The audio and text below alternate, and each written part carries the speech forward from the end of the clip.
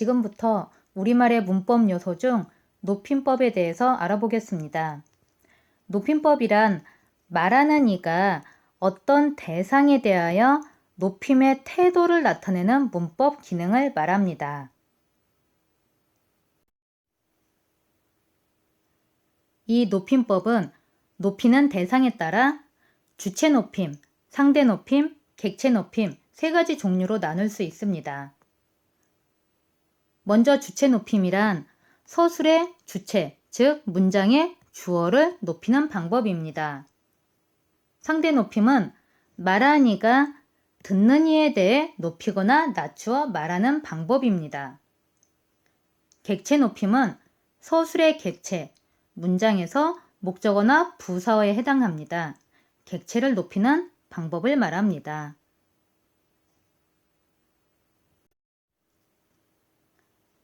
하나하나 살펴볼까요? 먼저 주체 높임은 높임을 나타내는 주격조사 깨서라든지 주체 높임 선어말어미 시 혹은 높임 전미사 님이나 특정 용언 있다가 아니라 계시다, 먹다가 아니라 잡수시다, 자다가 아니라 주무시다 등과 같은 용언에 의해서 구현됩니다.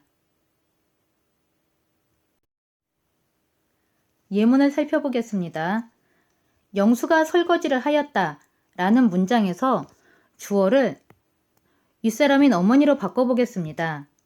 자, 이때 영수가, 주격조사 가를 높임을 나타내는 주격조사 깨서로 바꿨을 수 있습니다. 그리고 하였다가 아니라 하셨다 풀었을까요? 하셨다는 하시었다가 줄어든 말이죠. 주체 높임 선어물음이 시가 쓰인 것을 확인할 수 있습니다. 참고로 주체 높임법은 말하는 이가 주어를 직접 높이느냐, 주어와 관련된 대상을 통해 높이느냐에 따라 직접 높임과 간접 높임으로 나눌 수 있습니다. 간접 높임은 높임 대상의 소유물이나 신체 일부분 혹은 관련 있는 사람을 높이는 방법입니다. 예를 봅시다. 할아버지는 손이 크시다. 손이 크다가 아니라 크시다로 하면서 결국 할아버지를 높이고 있죠. 사장님, 시간 좀 있으십니까? 시간 좀 있습니까가 아니라 있으십니까? 라고 하며 결국 사장님을 높이고 있습니다. 이와 관련하여 간혹 상대방을 귀하게 높여서 표현한다는 것이 과한 경우가 있는데 주의해야 합니다. 예를 들어 매장에서 아메리카노 한 잔 나오셨습니다. 빨대는 저기 계십니다. 와 같이 사물을 지나치게 존칭하는 것은 바른 높임 표현이 아닙니다.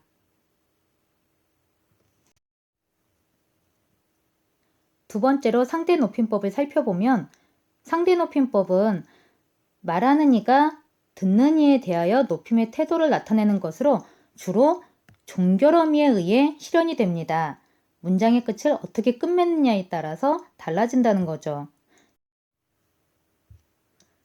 종류는 크게 격식체와 비격식체로 나눌 수 있습니다.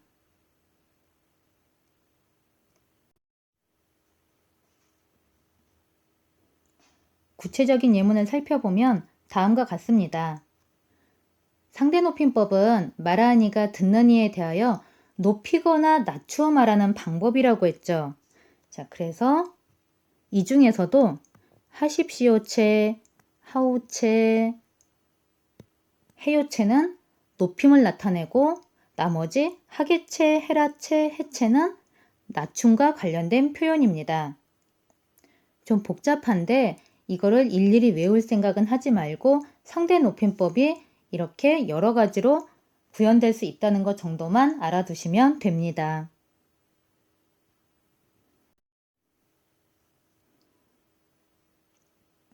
여기서 잠깐 압존법에 대해서 공부하고 넘어가겠습니다.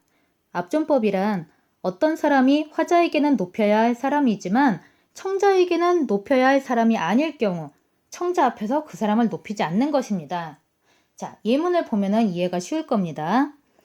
할아버지, 아버지가 집에 왔어요. 자, 오셨어요가 아니라 왔어요라고 표현했죠. 왜냐하면 나에게 할아버지나 아버지는 둘 다 높여야 할 사람이지만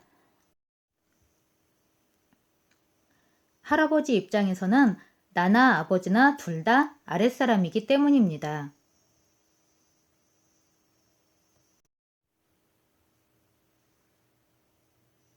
세 번째 객체 높임법은 문장에서 서술의 객체인 목적어나 부사어를 높이는 것으로 높임 부사격 조사 깨라든지 높임 전미사 님 아니면 특정 동사 들이다, 여쭈다, 모시다 등을 통해 구현됩니다.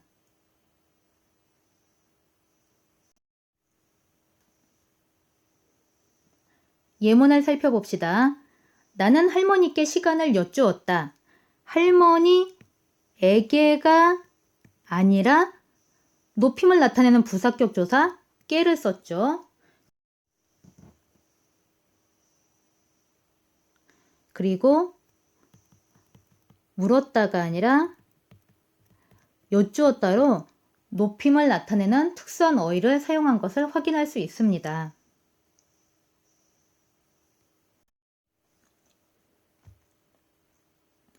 그럼 지금부터 예문을 살펴보겠습니다. 저기 신우가 준경이를 데리고 온다. 정말 준경이가 오네? 준경아 어서 와. 자, 이 예문에서는 또래 친구들끼리의 대화이기 때문에 특정 대상을 높여서 표현하지 않았습니다.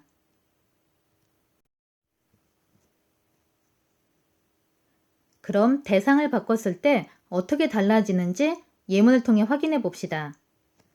저기 신우가 선생님을 데리고 온다가 아니라 어떻게 해야 되죠? 모시고 온다라고 해야지 맞는 문장이죠. 그리고 정말 선생님이 오네가 아니라 선생님께서 오시네 라고 해야지 맞고 선생님 어서 와가 아니라 선생님 어서 오세요 라고 해야지 맞죠. 왜 이렇게 해야 될까요? 대화를 나누는 학생들에게 선생님은 높여야 할 대상이기 때문에 선생님을 고려해서 이렇게 써야지 바른 표현입니다.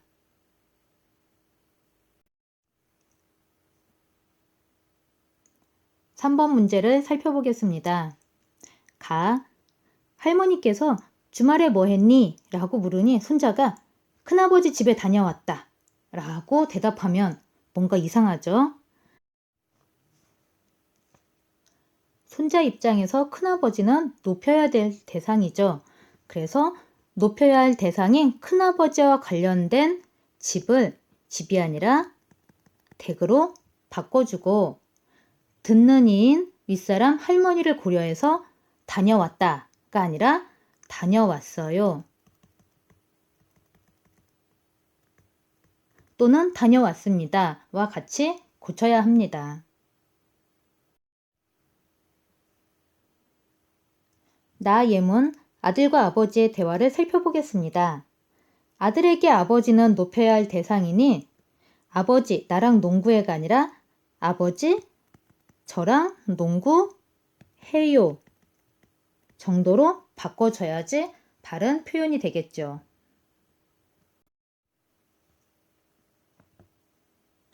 마지막 4번 문제 살펴봅시다. 1번 은호야 할머니 밥 먹으라고 해라. 할머니는 엄마나 은호에게는 높여야 될 대상이죠. 자, 그러니까 밥 먹으라고 해라가 아니라 어떻게 바꿔야 될까요? 밥이 아니라 높임을 나타내는 특수한 어휘 진지로 바꾸고 먹으라고 해라가 아니라 잡수시라고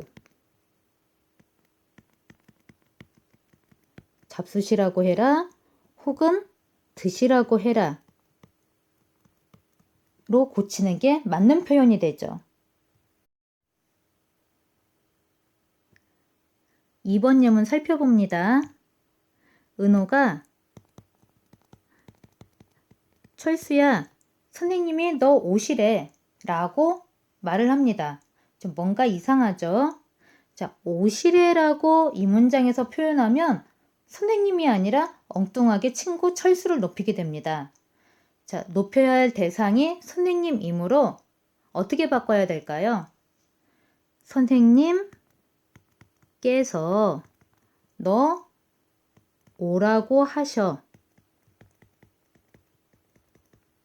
정도로 바꿔야지 맞는 표현입니다.